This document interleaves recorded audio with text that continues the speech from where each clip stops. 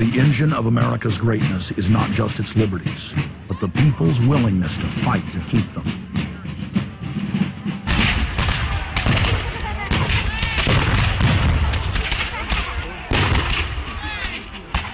Hundreds of other nations have had much larger populations and greater resources, but have never produced 1/10 of the wealth, science, and art that the United States has. Why? In America, you had an amazing situation because you had the founding fathers who figured out that they could deconstruct the monarchy in such a way and then reproduce it with the three primary branches of government in a way that would create checks and balances and separation of powers. So you could have room, therefore, for individuals to work within the context of a cooperative, which is a democratic system of government, but it would still have enough room for individuals to rise up and become profitable and self-sustaining and rich in the pursuit of happiness without becoming dictatorial. But unfortunately, over the years, since all of those separation of powers have been cut away, and all of the beautiful design by the founding fathers has been co-opted by one corporate entity, one corporate communist entity, you don't have that anymore. So what we have, we're back to where we were before the revolution. You have one monolithic state. For the first 100 years or so of the United States, after the 1700s, when we freed ourselves from British rule, no corporation was given a charter in the United States unless it served the public good. It had to prove that. And then its charter only lasted for 10 years, or sometimes as long as the project to build a bridge or a canal or something lasted. But it had to be up for review, and it could only get charters if it was shown that it was serving the public interest. That changed, primarily because John D. Rockefeller kind of bribed Delaware and New Jersey to begin with into accepting a different system where he said, listen, if I pay you lots of money in terms of taxes, etc., I want to be licensed and not have to serve the public good. I want to be able to get around that law. And state after state after state changed at that point. In the United States, our Constitution and Bill of Rights recognizes that individuals have innate freedoms that can never be taken away by any government. For the first time in history, the people were unbound to reach for their full potential, producing and outcompeting every other nation on earth.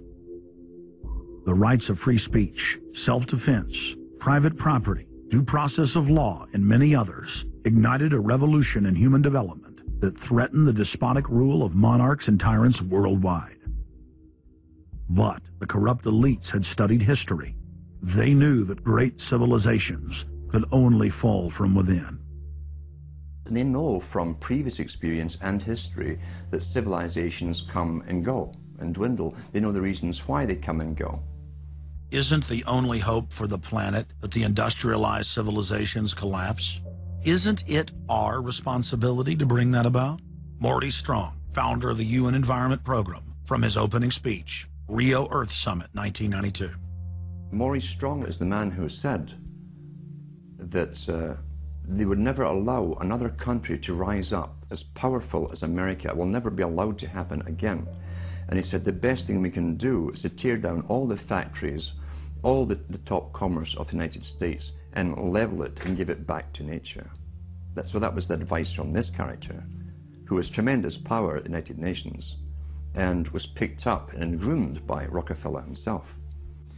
Over the past decades, since the Kennedy assassination approximately, you've had an ongoing oligarchical transformation of virtually every country in the world. And in the United States, it's taken the form of an oligarchical counter-revolution against the reforms of the 1930s, with the Wall Street interest asserting itself as more and more dominant.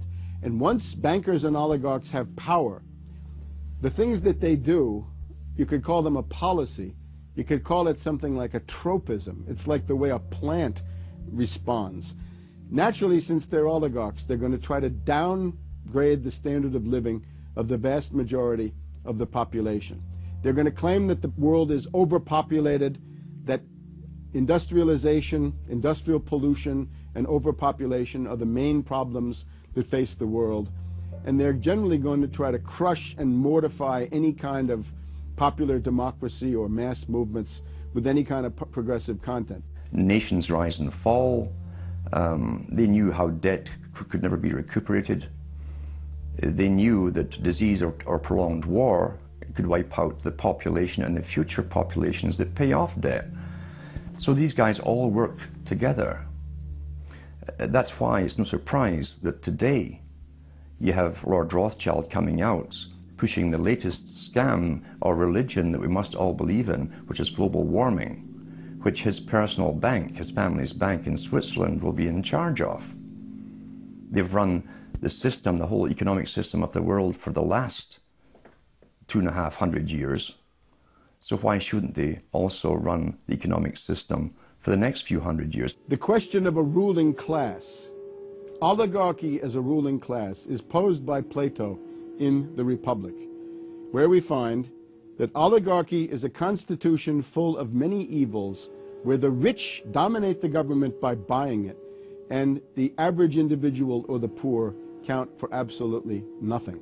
Oligarchy is a frame of mind. In other words, if you're a banker, this is already a worldview. It's a world outlook, and it implies the policies that have got us here, right? Malthusian policies, zero growth policies, driving down the standard of living, attempts to wipe out all kinds of mass institutions that might be a countervailing force.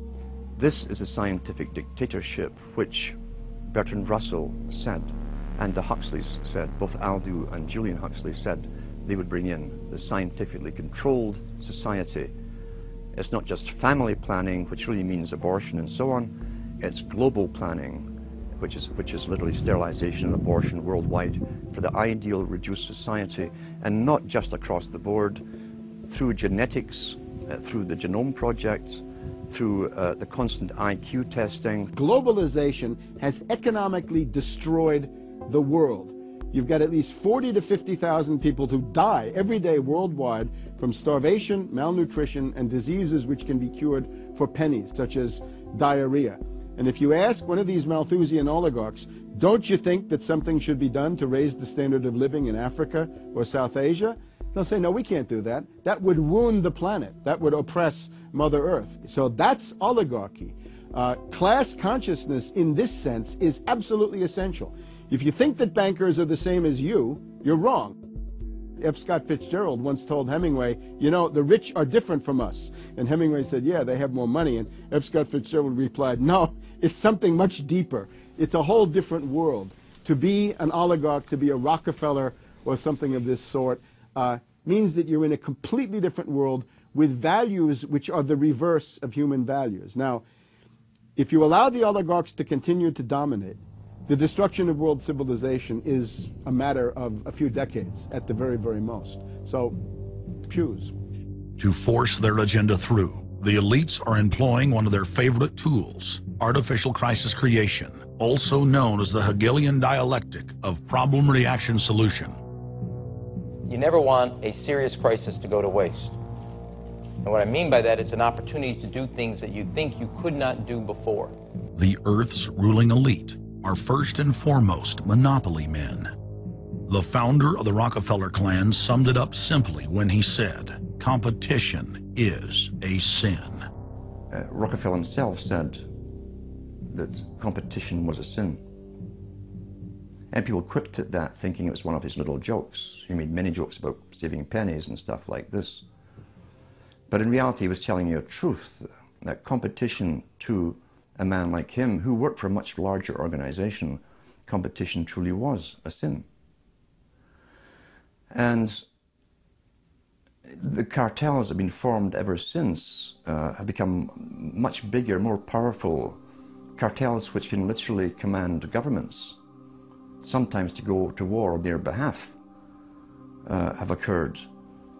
The economic crash of 2008 and 2009 was an engineered crisis designed to cripple sovereign nations globally to make way for a world currency and a new bank of the world. China's holding what, 1.5 trillion worth all over the world. They're holding U.S. currencies. They want to get out of them in a way where they're not going to lose on their investments. There's going to be a world currency. There's going to be a new reserve currency. They're going to push it through the IMF. That's going to be the banksters that are going to be in charge of it. It's going to happen, and it's going to happen sooner rather than later. There was also a question to Geithner. Do you think that the U.S. dollar ought to be replaced? And he blew it. He had a moment of candor where he said, yeah, we're considering that. So on that day, the dollar went down 1% within a couple of minutes. Chinese government proposal about a global currency and about the IMF regulations, the new IMF idea about the general agreements to borrow and having a faster ability to disperse to the emerging markets. As I understand this proposal, it's a proposal designed to increase the use of the IMF's special drawing rights. And we're actually quite open to that suggestion. Timothy Geithner's comment about global currency is not off the table because it's not off the table and it's going to come.